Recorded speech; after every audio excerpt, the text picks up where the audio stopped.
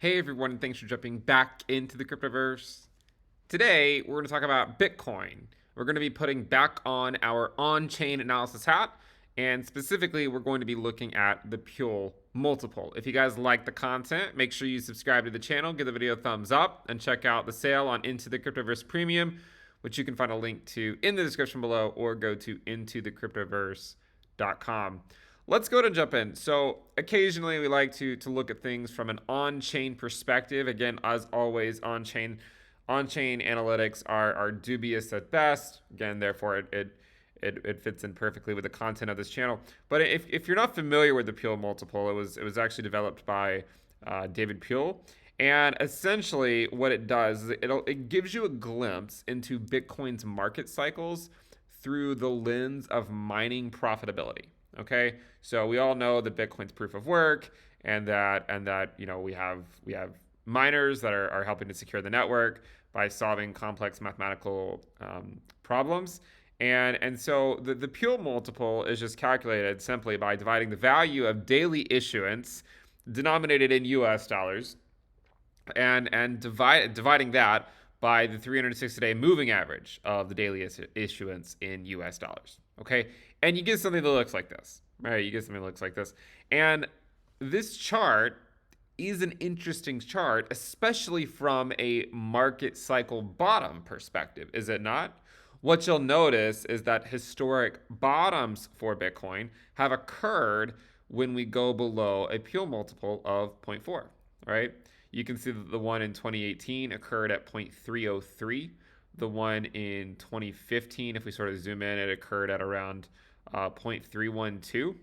And then the one in 2011, if we go to the bottom, it actually was at 0.294. So approximately 0.3. Okay, below 0.3, but below 0.4, but really it's closer to around 0.3. And currently the Puell multiple is at approximately 0.598. Okay, now that's where we currently are.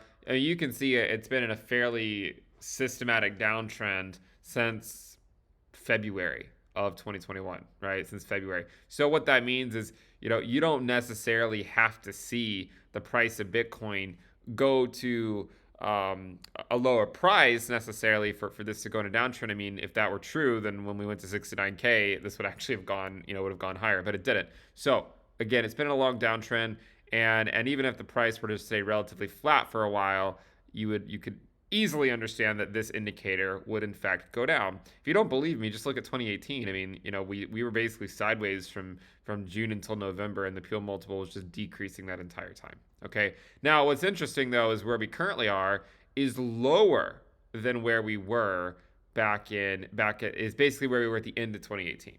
Okay, so we've made a lot of comparisons to where we are in the cycle. Is it like mid 2018 in terms of breaking the higher lows, which is what we finally did. We put in a lower low. Or is it more like the end of 2018 where we went below the 100-week moving average and then immediately capitulated the 200-week?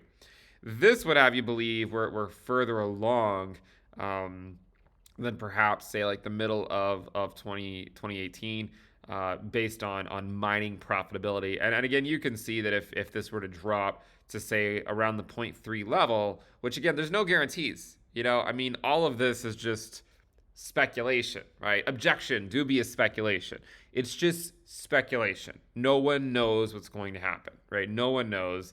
But we can at least look at this and say, well, historic major bottoms for Bitcoin at least occurred at around 0.3 for the Puell multiple, and currently it's sitting just below 0.6. But you can't imagine that if we get comfortable at this price for a few months like we did in 2018, I mean, the Puell multiple could just continue to drop because to some degree, because we're including a moving average, it is then by definition a lagging indicator, right? Because it's a moving average. We know that moving averages are in fact lagging indicators. Therefore, it will likely lag in terms of how quickly it'll go down, but it actually does do a decent job of identifying the cycle bottom, right? When the Puell multiple goes to approximately 0.3.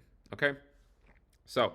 Let me know what you guys think. Remember to subscribe to the channel. If you're not subscribed, give the video a thumbs up. We also do have Into the Cryptoverse Premium.